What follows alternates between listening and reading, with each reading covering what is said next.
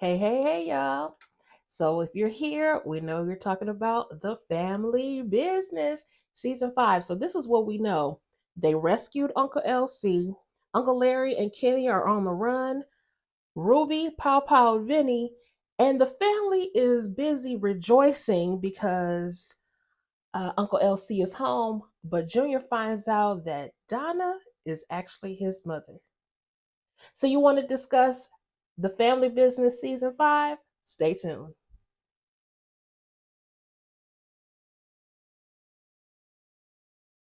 Well, hey, y'all. Welcome back to Lighten Up with Letitia. I'm Letitia, your host, and welcome back to my YouTube channel. And we are here to talk about season 5 of The Family Business, which has been featured this evening on BET. So if you did not have the app, or you just want a refresher, you do have the app and you've seen it already, but you want a refresher, we're going to be talking about The Family Business season 5. So let's get started with this episode called The Aftermath. So, of course, every season starts off with a meeting of the table. And this one is no different. This time, Vegas is here with Uncle LC. Now, they're on deck. Vegas is saying, I don't know about this, Pop. Pop is saying, you got to trust me, Vegas. And the guests start to arrive. We got Juan, Dimitri, Brother Minister, Detroit Red, our boy Sebastian, and of course, our most lovable Senor Cruz. Okay? So they're going to be discussing the next steps. And Uncle LC needs, again, Vegas to trust him. Now they have to refill the seats from the demise of Corey Black and the Libras because we lost them, so we need to refill those seats. And they bring up Antonio, who is mysteriously missing from this meeting, which they call out due to internal issues. We'll find out just what those internal issues are later on. Then they bring in Consuela, who's going to take on one of the seats that has been left open. We know who Consuela is. She is the sister of Senor Cruz. So now we're going to have that more family at the table. But she is also the new madam of the Hellfire Club, which is the top intel organization in this entire underworld. So she's going to be a great asset to this table. And may I add, girl power, okay? All right, so anyway, and of course Juan starts tripping, but he don't have no business. Consuela can stand on her own. She can do her business, and she has been doing just fine, um, becoming madam and making her way in this business. So we have a couple of small scenes where we see Junior and Donna interacting. Looks like Donna's getting ready for some trip. She is not trying to tell her son her business though. She's like, listen, mama is going to have her get her little groove on, and she don't have to tell you where she's going or who she's going to be with. We also have another small scene where Orlando, Ruby, and Little O are at the hospital. He's doing much better. His treatments are working, and they're getting ready to take him to Disneyland for just for fun. Of course, he's had a hard time at the hospital for the last few whatever it was, however days, weeks, whatever, and he deserves this time for play. So he's supposed to come back in within 2 weeks for another treatment. Now let's get back to the table. So that last position that's being filled, child, Uncle LC prefaces by saying, listen, we've dominated the East and the West Coast, and now we want to handle the South. You know, Sebastian's ear perks up because he's like, hold up. I got the South. Uncle LC says, no, baby, you have Miami. Okay, we looking for bigger. We want to take over Mississippi and the Carolinas, not to mention North Florida, right?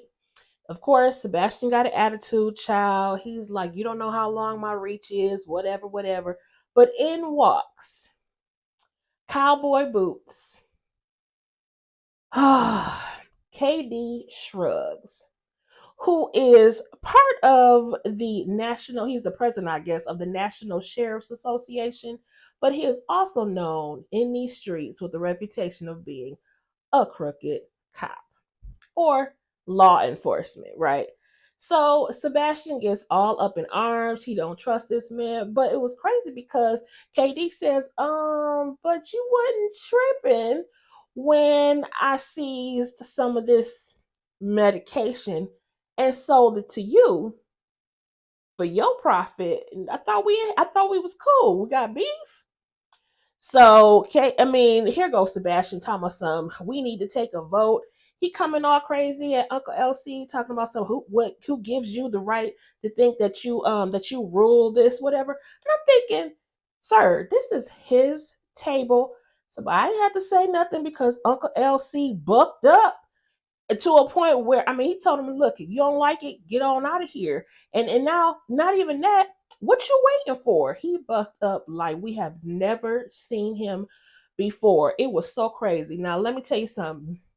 I was side-eyeing Uncle LC because listen, when people go through things that are traumatic and they don't get some type of therapy or some type of help for it, you can't just let people go on. And that's what he did. So I'm looking at him like because he need to be on somebody's couch, working through the trauma that he dealt with when he was in the nut house. So, anyways, right on to a lighter subject, we are now met with Aunt Chippy and Rio, who are at Chippy's old church, and they talk to her longtime friend Diane, right? So they're starting to talk and get reacquainted. She shows her Rio, who she hasn't seen in a really long time, whatever. And here goes Auntie Diane, like, oh, I heard that you live an alternative lifestyle, which, by the way, y'all, we don't say that anymore, okay? Anyway, so basically, she was saying how, oh my gosh, you're gay, my son's gay, and maybe the two of you guys could be gay together. Ma'am, so Rio is really like, what is going on? He's not really feeling this conversation. He tells his mama as such. They go to leave, they get in the car, they like, wait, not arguing, but she was, Rio was like, Mom, no, no, no, we're not doing this, whatever. So while they're talking, meanwhile, two guys pull up behind them, block them in, and child pull out the blickies on them and completely carjack them. Took the car, took their own car, and now they standing there. They gotta call Paris to come and pick them up. So Paris and Nevada come pick them up, and Rio is livid. Okay, he wants to get back at them. He wants to get the GPS and go find them. But Aunt Chippy is like, no, no, no, just calm down. Don't call Vegas. He's handling things on his own right now. He's doing some other things. Call Curtis because I want my car back with the least amount of bloodshed. And we all know that for the most part, Curtis has a pretty level head. So, Rio is still upset about it, but they move on. Next thing you know, the two punks that took the car drive up to LoJack's place. This is where we find out that one of the guys is named Brandon. He is LoJack's nephew. The other guy's name is Roman, who we'll find out more about later in the season. Now, they bring him the car because the whole purpose of them stealing it was that they're going to turn it over to him and LoJack is going to pay him. Now, LoJack claims he's not in that life no more. He's not in that business, but, he doesn't turn away, offers that he can't refuse. But he all good in the car. He's like, okay, this is nice until he sees that license plate and it says Chippy on it. So he immediately is like, oh my gosh, what have y'all done? He goes to panic. He's going off on them and he warns them that they are in a dangerous situation dealing with the Duncans. And they got the Duncans' car. So thankfully, he takes the car back to Duncan Motors. Aunt Chippy is very grateful. She's like, oh, is there something I can do for you? He's like, no, I just wanted to let you know that they were just some kids, they just didn't know what they were doing. I'm really sorry, but I shined it up for you. Here's your purse, here's your car, here's your keys. Right? So he thought he was cool. So Aunt Chippy then gets a call from Mariah's school. So now she gotta go pick up Mariah. and she goes to leave. Now, she had already warned them, just let it go, okay? But Rio ain't trying to hear that. He gets the blicky from Paris. Paris knocks him out. They get to talking, and then finally he begs, like, okay, come on. Y'all just, I didn't have anything to do with this. I handled it for y'all. Don't worry about it. Finally, cooler heads prevail. Nevada's like, come on, Uncle Rio, just calm down. Grandma said, let's not do this. So Rio warns LoJack that if those kids ever came around again, there would be hell to pay. Okay, so he let him go with a warning. Now, meanwhile, back at the Duncan mansion, we see Sonia putting together a little gift, putting a nice little bow on it, and then she goes to leave. She has a gift for Junior, right? Because don't forget, Junior left without her, and now she got to go to Donna's house to go see her husband. Moving on. Also, Paris and Rio are still arguing about this situation because Rio is so upset. He feels helpless.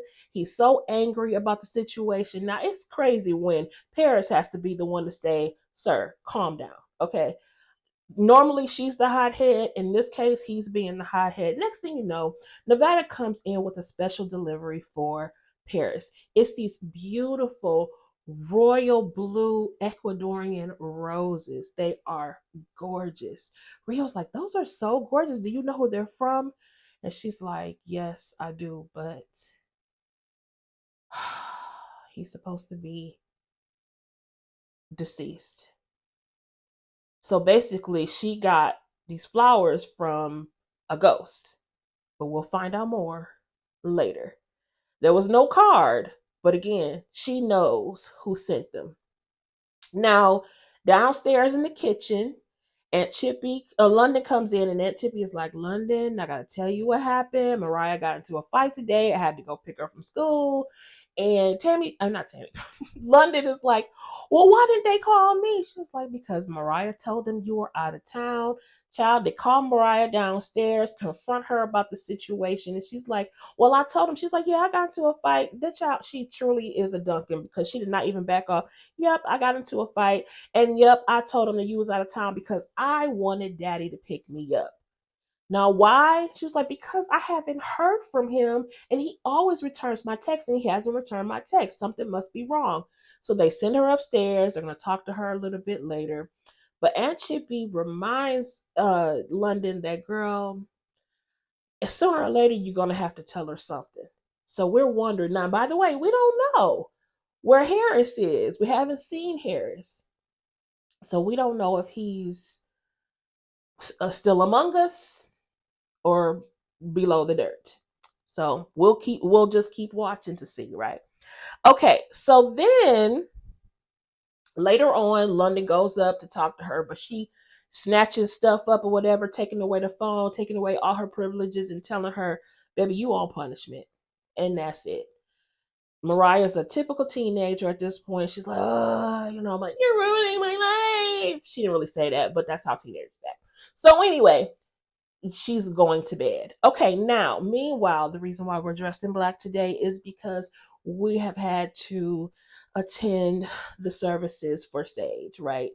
And the Duncans, we got Vegas, we got Paris, we got Nevada, and we got Curtis. And child, they got denied at the door. Dominique comes in. Now, Paris is like, we're here for my friend. She even tried to rough up the security. And Dominique comes over there screaming in her grief.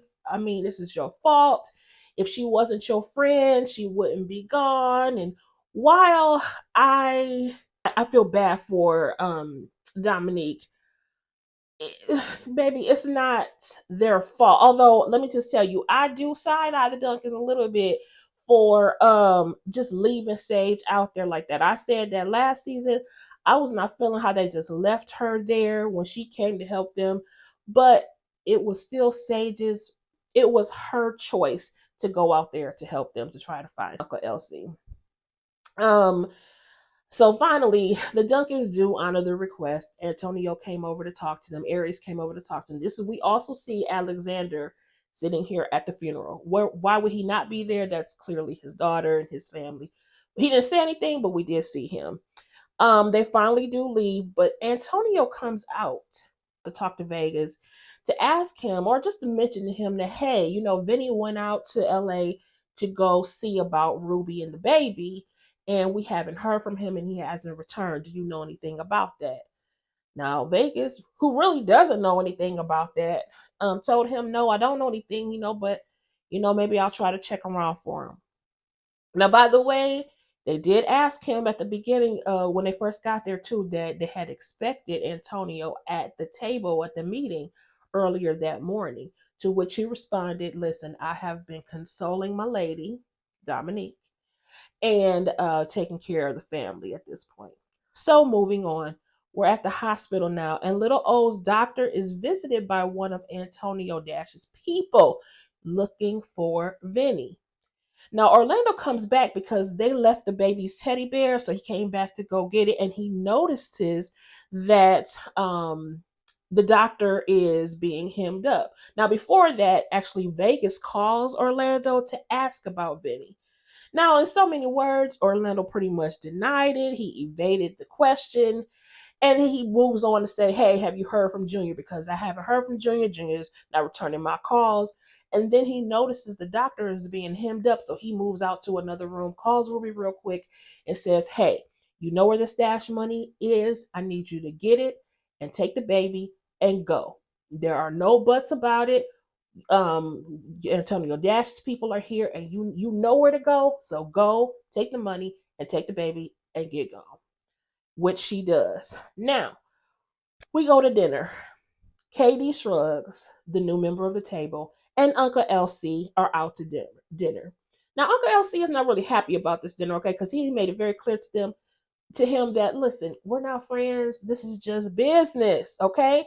Now, Katie mentioned, now listen, I thought we'd be able to be friends. You have to know. Everybody was congratulating the fact that Vegas was back, but everybody not happy about the fact that Vegas is back now, right? Including the boys down south. So LC is like, listen, I hired you, brought you on into the table so you could tell us what they were thinking, so you can keep them in check. He said, yeah, but I can only keep them in check so much, but you're going to have to play your part. And you're going to may need to talk to some of these boys, one of which is who this man's name is, Jonah Silk. Okay, so well, what I need to do? Well, he doesn't want to cause any trouble. Jonah just wants some money for his silence. 5 million to be exact.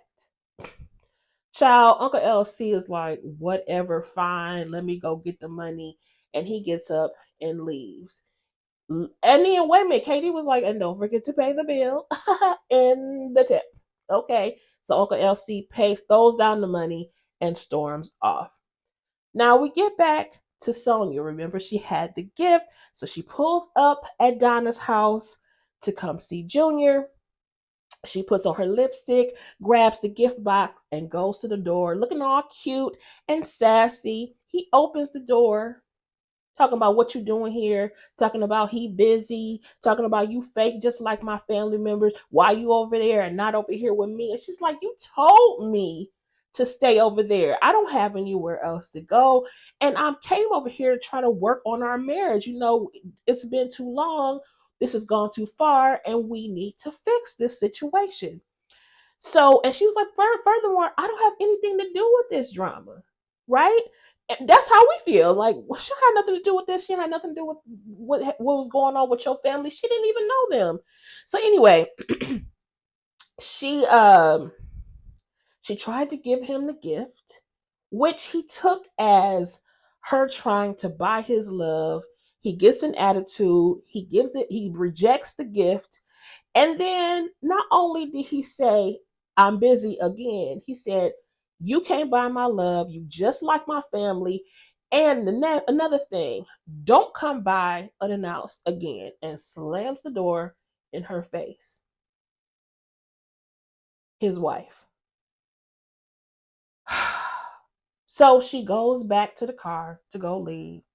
She opens up the gift where it is revealed it was a sonogram. So Sonia is pregnant. Sonia's pregnant. And then when they pan back to Junior after he closes the door, we see that he is there entertaining two women who we find out later are from the Hellfire Club. And that is the first episode of season 5 of The Family Business. It's already getting started. We're going to get a lot of action this season, so I hope you will follow along. If you have not seen it on the BET Plus app, you can watch it on BET on Tuesdays at 10 p.m. Eastern Standard Time. But if you like this video, you want to follow along with me and discuss family business, don't forget to like, share, comment, and subscribe to the channel. Your girl's on the way to 100 subscribers, and it is time to discuss. So let's discuss below and join me for the next time. And until then, holla!